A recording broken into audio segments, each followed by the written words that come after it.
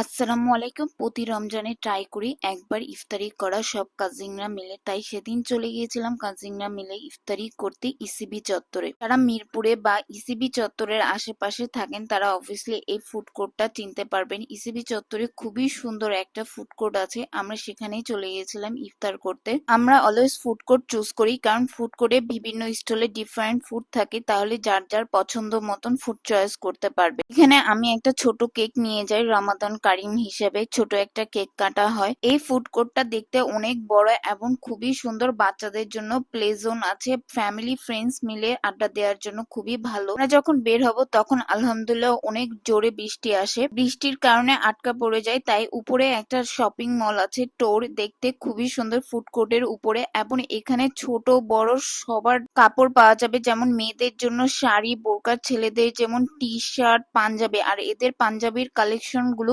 খুবই সুন্দর, শুধু ছেলেদের প্যান্ট নয় মেয়েদের প্যান্ট, জিগেন্স, প্লাজো সহ টি শার্টও আছে। এখানে ডিফারেন্ট কোট সেট আছে, আমি অনেকগুলো কোট সেট ট্রায়াল করি এবং প্রত্যেকটা কোট সেট কিন্তু খুবই সুন্দর। শপিং করার জন্য একটা পারফেক্ট প্লেস এটা। আর যারা এখনো শপিং করেনি তারা কিন্তু ফ্যামিলি নিয়ে এখনই চলে যেতে পারেন ঈদ শপিং করতে। আর এখানে সবার জন্য পাওয়া যাবে সুন্দর সুন্দর ড্রেস।